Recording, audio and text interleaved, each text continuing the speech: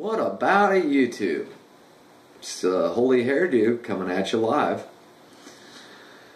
Alright, what do you think is the difference if you're born into some sort of a religious family and you're indoctrinated that way, and you grow up with this belief system, and you hang on to this belief system into your adulthood, pass it along to your kids, alright, however it should go.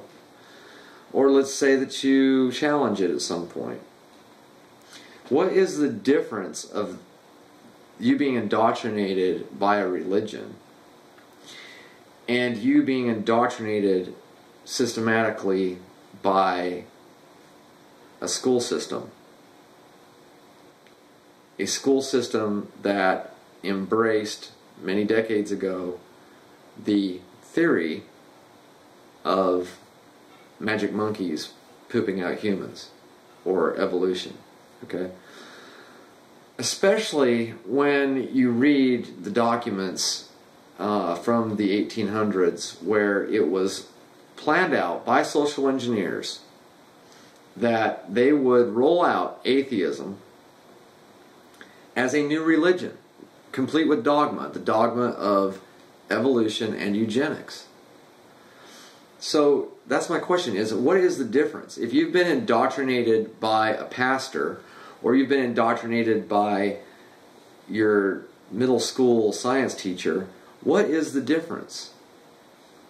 Really, what's the difference? There's really no difference. The danger, though, with atheism is that it produces a natural step towards moral relativism. And then you have people doing whatever the fuck they want, and you have rampant deviancy of every kind under the sun. And as long as you don't get caught, it's okay. And then these atheists are more than not homosexual. I mean, the homosexuals are more than not atheists. The anarchists are more than not atheists. Okay, I'm finding a lot of these movements are drag atheism along into them. That's one of the problems with the men going their own way movement. While they make great points and they make great observations, their fruits many times seem to be no different than feminism. So they're anti-family. Okay, so, and they drag in evolution, and they try to drag in how, we've evolved psychologically as genders differently and all this mess. It confuses the situation more than it helps when you drag that bullshit into it. And there's really no direction with most of them that's going to lead to a plausible scenario for our species. And the funny thing is with atheists of any sort is if they really believed in their evolution, then they would be pro-family. They would hold family at the highest level, because family is how this species is going to survive. And they would reject all of the social engineering, whether it be feminism or moral relativism or homosexuality or whatever. They would be rejecting anything that threatened the future and the continuation of the species, if they really believed it. But in my mind, it's only there for degenerates to have an easy way out, to have a justification model for their ill behavior. So, myself, I've talked about a little bit. I was raised in the Mormon church. And that's one thing the Mormon church gets right, is family. Another thing they get right is turning out people who can behave. And another thing they get right is helping out the needy. Alright? There's plenty they get wrong. And it doesn't matter who you're pointing the finger at. There's plenty that they get wrong. And so this video is mainly about what is the difference if you have been indoctrinated by a religion or if you've been indoctrinated by a pseudoscience school system. What's the difference? Because an atheist will say you cannot prove there's a God. Well, you can't prove there's evolution. It's not observable. It's not repeatable. It makes no fucking sense when you really study the probabilities of gender formation, symbiosis, sterility in amino acids and DNA. It makes no sense whatsoever. The math says it's impossible. I don't care how much time you try to give it. The math says there's no fucking way. And plant evolution, and plants sucking water up against gravity. You know, you can't fucking, you can't do it. You can't build a tree outside that's going to behave right and suck water up against gravity. You can't fully explain, you can just throw words out, but you can't explain how there's entropy, where, you know, everything's trying to cool down and become less complex and less reactive, but yet this theory of yours of evolution goes in the opposite direction of time's arrow. And then we have mammals who somehow are able to maintain body heat, and you can say, oh, it's you know, it's digestion and it's this and that and it's chemical reactions and everything. Well, cold-blooded animals do the same fucking thing. They eat and shit, but their blood doesn't stay warm. Why is that, you think? You know, you can't explain, science can't explain very much at all. And instead of people accepting that there are a lot of unknowns and mysteries to life, and accepting that these mysteries, many of them are going to lie outside of our plane of understanding, because we're limited with what we know and observe and feel and touch every day. We're limited. But there's more going on. It's obvious to anyone who's had what you'd call paranormal experience or spiritual experience. It's absolutely ridiculous to think that there's not more going on than just physical, materialistic nature. There's something beyond it. And my analogy again of a computer. A computer is not going to be able to understand what a biological life form is that created it. So it very well could become self-aware and reject the idea that there was any builder or programmer, but it would be wrong, wouldn't it? You see? It doesn't matter how smart the computer thinks it is. It doesn't matter how many years or calculations it does to figure that it magically appeared out of nowhere. But something much more complex than a computer managed to get here for no reason, accidentally, but we had to make computers. They didn't magically get here without us. Isn't that kind of strange to you? I mean, why doesn't everything just magically appear over time if that's how it works? Why is it just what we see? And then, to round out this video, I want to talk a little bit about the book of Matthew and the history behind that, because it's very interesting if you look into the book of Matthew and you carefully read it. In fact, Matthew 16:20. Let me tell you a little bit about Matthew first. In the recent years and era, there's been a challenge to all four of the Gospels as far as the authorship.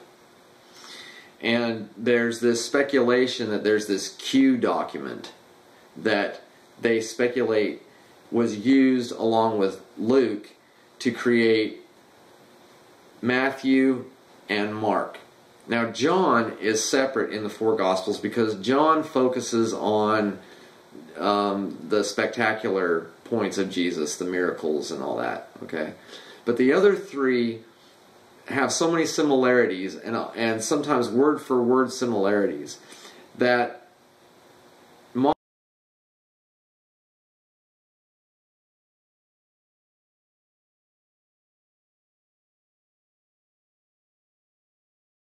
but there must be this Q document that was used along with Luke to create the other two Gospels. In that triad, that trifecta, I can't remember what it's called, but there's a term for the three Gospels excluding John. Now, in ancient times, there was no argument over who wrote the book of Matthew. It was roundly accepted that Matthew, the apostle, who walked and talked with Jesus, wrote that book of the Bible. And it used to be that it was speculated that the Johnny-come-latelys, whoever they might have been, because the authorship of the other three Gospels beside Matthew has always been disputed as far as those names, Mark, Luke, and John, being the actual authors. Okay, some say that Luke may have been the actual author, and I can't remember who he palled around with. I think he may have rubbed shoulders with one of the apostles. Or anyway, those Johnny-come-latelys didn't walk and talk and hear the words out of Jesus' mouth. Okay, but Matthew did, and if we trust in the original thoughts that happened right after, right after Jesus' death, okay, if we go with those people's ideas, then it's safe to say that Matthew was the author of the book of Matthew. Okay, so let's give him that. Let's say that Matthew was the author of the book of Matthew, and it was also thought back in the day that it was the Johnny-come-latelys who borrowed from Matthew, and that's how the books of Luke and Mark came to be, was from borrowing from Matthew. Now this is very interesting. I suggest everybody get yourself a King James Version of the Bible, because it's the most accurate English translation ever since it was finished in 1611 by the Knights of the Helmet under Sir Francis Bacon. They were diligent in this translation. And if you look at Matthew 16:20, Jesus says, "Then charged he his disciples that they should tell no man that he was Jesus the Christ." Now, why would Jesus do that? Why would Jesus tell his peeps, don't go around telling people I'm the Christ? I mean, are we supposed to think that Jesus wants others to lie for him? Are we supposed to think that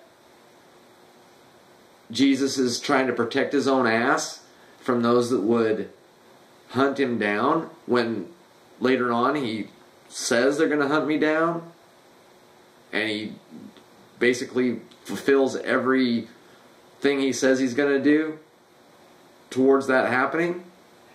He was no pussy about getting hunted down. He's supposed to be,